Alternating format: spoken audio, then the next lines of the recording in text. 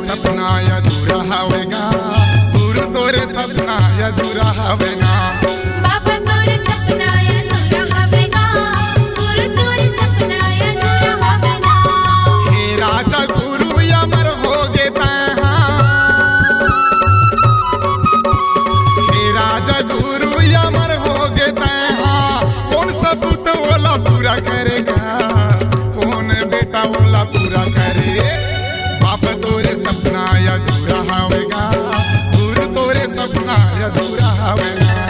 बाबा तोरे सपना अधूरा हवेगा, गुरु तोरे सपना अधूरा हवेगा।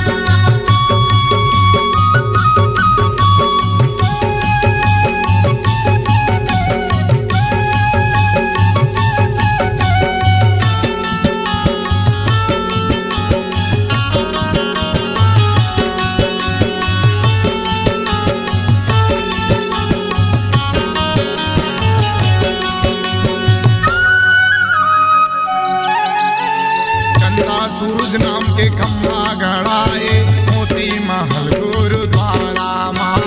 हाथी की बाबा ते करे सवारी, घंटा ते लासी बाड़ा माँ।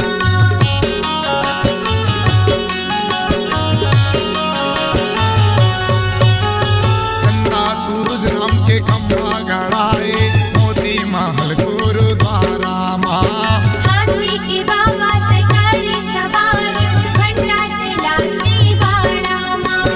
हे राजा गुरु अमर होगे तैहा, हे राजा गुरु अमर होगे तैहा। कौन सबूत वाला पूरा करेगा, कौन बेटा वाला पूरा करे।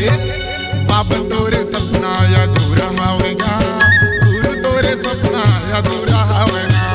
बाबा तोरे सपना अधूरा हवेगा, गुरु तोरे सपना अधूरा हवेगा।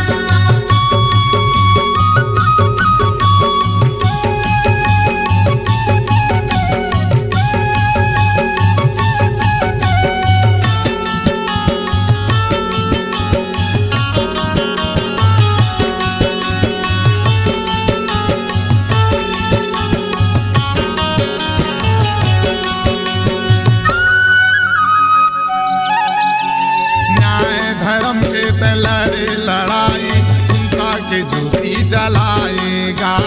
शिक्षा संगठन की रास्ता दिखाके, सत्य लड़ना सिखाएगा।